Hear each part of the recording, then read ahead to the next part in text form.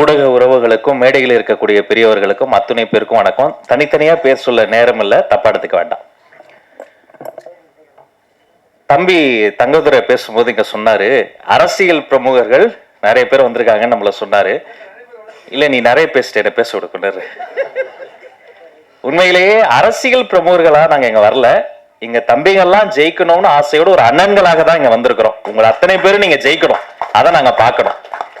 வருடந்தோறும் 52 வெள்ளிக்கிழமைகள் வருகின்றன. 52 வெள்ளிக்கிழமையில எனக்கு ஒரு வெள்ளிக்கிழமை வந்துடாதான் நான் ஜெயிச்சிட மாட்டேனா, என் அப்பா அம்மா பாத்திர மாட்டாங்களா, என் பொண்டாட்டி புள்ள பாத்திராதா என்ற நம்பிக்கையோடு கண்ணறைய கனவுகளோடு ஓடி திரியும் சாலிகிராமத்து கனவு தொழிற்சாலை குழந்தைகளில் உருவந்தான் தினேஷ் லட்சுமணன். அவர் கதை சொல்ல சொல்ல அவ்வளவு ஆச்சரியமா இருக்கும். நானும் அண்ணன் மணியரசு அண்ணனும் அண்ணன் அஜயன் பாலானவும் ஒரே மேடையில் இருக்கக்கூடிய வாய்ப்பை பார்த்து சில பேர் வியந்திருப்பீங்க. அதற்கு காரணம் தினேஷ் லட்சுமணன் தான். அதே மாதிரி இப்படி ஒரு அறிமுக இயக்குனருக்கு அவர் சுயம்பு, பெரிய இயக்குனர்கள்ட்ட எல்லாம் தம்பி வேலை பார்த்ததுல தன்னைத்தானே அப்படி செதுக்கி வந்தவன். அவர் சொன்ன கதையை நம்பி இத்தனை பெரிய ஒரு முடிவை எடுத்த தேசப்பற்ற மிக்க நடிகர் mister Arjun sir. Thank you so much sir. காலையில தம்பி நான் விசாரிச்சேன், என்னடா எல்லாம் வந்துருவாங்களா அப்படின்னு கேட்டப்ப நான் கேட்ட ஒரு வார்த்தை, நீ புது படம் ஃபர்ஸ்ட் டைரக்டர் அர்ஜுன் சார் வருவாரான்னு கேட்டப்ப வந்தா சந்தோஷப்படுவேனே சார், கொஞ்சம் பிஸியா தான் இருக்காரு அப்படின்னாரு. உண்மையிலே எனக்கும் மகிழ்ச்சியாக இருந்தது. அவருக்காக வந்ததுக்கு ரொம்ப நன்றி சார். அவரை பத்தி நிறைய நீயே ஒரு கோனார் நோட்ஸ் போற அளவுக்கு பேசிட்ட. நடிகை ஐஸ்வர்யா ராஜேஷ் நடிகைக்குன்னு போட்டப்பட்ட எந்த வட்டத்துக்குள்ளும் அடங்காமல் சிறகடித்து பறக்கக்கூடிய ஒரு சுதந்திர பறவையா தான் அவங்கள பாக்குறேன். அவங்களுடைய உழைப்பு ரொம்ப பெருசு. அதுக்கு மேல சொன்னா கதையை ஏன் சொன்னீங்கன்னு அவர் கோச்சுக்குவாரு. நான் ரொம்ப வியந்தது, இந்த படத்தில் குழந்தை நட்சத்திரமாக நடித்த பேபி அனிகா. அவங்களுக்கு ஒரு அரங்கம் நிறைந்த பாராட்ட தந்தாகணும். பிரவீனுடைய அம்மாவை நடிச்சவங்க எல்லாருமே நம்ம தம்பி ராகுல் பிராங்ஸ்டர் நல்லா தொழில் கத்துக்கிட்ட, வந்த உடனே ஒரு பெர்ஃபார்மன்ஸ் பண்ணி ரொம்ப ஒரு மகிழ்ச்சியான ஒரு குடும்ப நிகழ்வாக தான் அதை நான் பாக்குறேன். ஏன் குடும்பம் நான் சொல்றேன்னா, எல்லா குடும்பத்துக்கும் ஒரே ஒரு சிந்தனை தான். என்னது, நம்மளை பத்தி எல்லாம் கவலைப்பட்டிருக்கோமா? இல்ல, நம்ம குழந்தைகளுக்கு எப்போதுமே இன்பம் நிலைக்கணும், துன்பம் நெருங்கக்கூடாதுன்னு நினைப்போம். இப்ப பெரியவங்களுக்கு ஒரு பிரச்சனை வைங்களேன், அதுல கூட யாருக்கு பெரிய பாதிப்புனா வீட்டுல இருக்க குழந்தைகளுக்கு தான். ஒரு குழந்தைக்கு பாதிப்பு வந்தாலும் யாருக்கு பாதிப்பு? அந்த குழந்தைக்கு தான். பெரியவங்களுக்கு வந்தாலும் குழந்தைக்கு, பேரண்ட்ஸ்க்கு வந்தாலும் குழந்தை, வீட்டுக்கு பாதிப்பு வந்தாலும் அந்த குழந்தைக்கு தான். அப்ப மகிழ்ச்சிகரமான ஒரு குழந்தைகள் வாழக்கூடிய ஒரு மகிழ்ச்சிகரமான அட்மாஸ்பியராக நம்முடைய வீடும் இந்த நாடும் இருக்கணும்ன்ற ஒரு கருப்பொருள் இருக்கு பாருங்க. அதுக்காகவே தினேஷ் லட்சுமணனுக்கு ஒரு அரங்க நிறைந்த கைத்தட்டல தரணும். அந்த சிந்தனை, அந்த கருப்பொருள். நான் படம் பார்க்க போனப்ப நானும் வன்னித்தோழரும் உட்காந்து பேசிக்கிட்டு இருந்தோம். பயங்கர அடிதடியா தான் போச்சு, திருடலாம் போச்சு, என்னமோ பண்ண போறாரு, என்னென்னமோ வந்தது. அப்புறம் கொஞ்சம் கொஞ்சம் போகும்போது திடீர்னு அண்ணன் வேலராமூர்த்தி அண்ணன் வந்தாரு. அப்புறம் ஐஸ்வர்யா அவங்க வந்தாங்க. அப்புறம் பிரவீன் அவருடைய கேரக்டர் ஒன்னா போக போக வெறும் பிரீச்சியா இல்லாம அது ஒரு நூல் பிடித்ததை போல மிக செய்நேர்த்தியாக சொல்ல வேண்டியதை சொல்ல வேண்டிய அளவு சொல்லி நம்மை சிரிக்கவும் வைத்து சிந்திக்கவும் வைத்து, இசையமைப்பாளர் தொடங்கி கேமராமேன் தொடங்கி ஆர்ட் டைரக்டர்ல இருந்து ஸ்டண்ட் மாஸ்டர் அவர் வந்திருக்காரு, அவர்ல இருந்து இங்க நம்ம மண்ணின் மைந்தர் டைரக்டர் பிரபாகரன் பேசுறோம். அந்த பேருக்கே உங்க மேல எங்களுக்கு காதல். இத்தனை ஒரு செய்நேர்த்தியோட ஒரு 4-5 படம் எடுத்தால் வரக்கூடிய ஒரு முதிர்ச்சி தம்பி தினேஷுக்கு இந்த வயதிலேயே கூடியிருப்பது மகிழ்ச்சி. இந்த படம் ஜெயிக்கணும். தீயவர் குலை நடுங்கன்னு பேர் வச்சாரு பாருங்க. உண்மையிலேயே வன்முறை செய்யறவங்க, ரவுடிஸ் அவங்க எல்லாம் செஞ்சுட்டு தைரியமா போயிடுறாங்க. ஆனா மக்கள் நாம அஞ்சுக்கிட்டே இருக்கணும். அப்படி இருக்கக்கூடாது. தப்பு செய்யறவங்க தான் இனி அஞ்சணும். இதை போன்ற படைப்புகள், படங்கள் பாடங்களாக மாறணும். தீயவர்கள் மட்டும் கொலை நடுங்கணும். குழந்தைகளுக்கு ஒரு பாதுகாப்பான உலகத்தை நாம் உருவாக்கணும். இந்த படம் வெற்றி பெறுவதற்கு தயாரிப்பாளர் தொடங்கி அத்தனை பேருக்கும் வாழ்த்துக்களையும் சொல்லி, டைரக்டர் இல்லாம கூட ஒரு சீன் ஒரு ஷாட் நம்ம எடுத்துடலாம். அசிஸ்டன்ட் டைரக்டர்ஸ் இல்லாம ஒரு ஷாட் கூட எடுக்க முடியாது. இந்த துணை இயக்குநர்கள், அசிஸ்டன்ட் கேமராமேன்ஸ் அத்தனை பேருக்கும் நன்றி சொல்லி பாராட்டு சொல்லி வாழ்த்து விடைபெறுகிறேன். நன்றி, வணக்கம். ப்ரெஸ் மீடியா எல்லாருக்குமே ஃபர்ஸ்ட்லி உங்களுக்கு தான் நன்றி சொல்லணும்.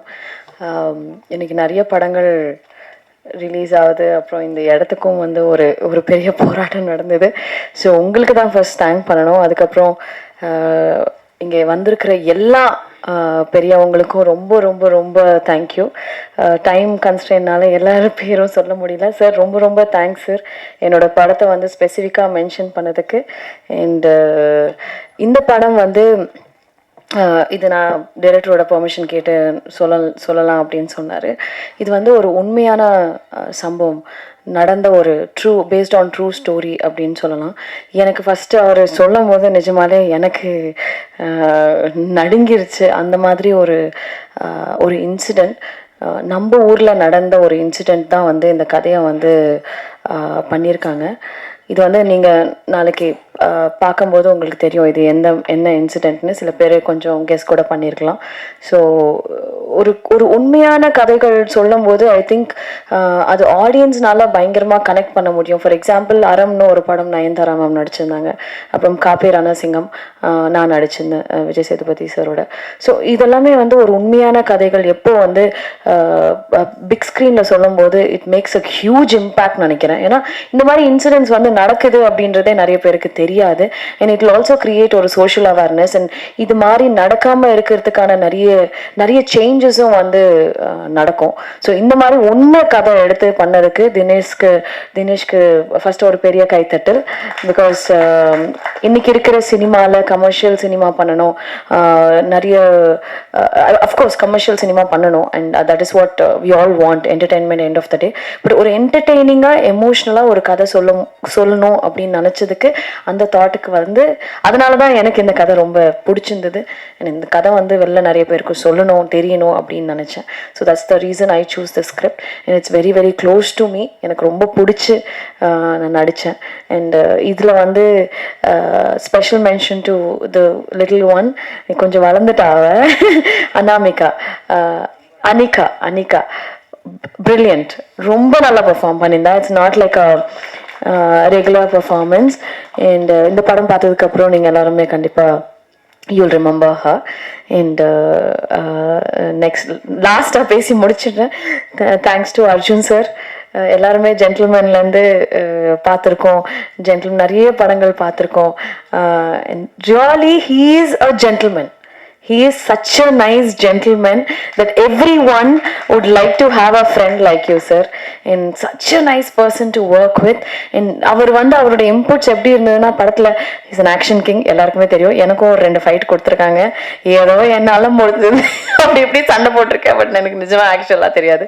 But this man made me fight. And அவர் வந்து அவரோட மேஜிக்கை வந்து ஸ்ப்ரெட் பண்ணி. And thank you so much sir. That fight has actually come out really well.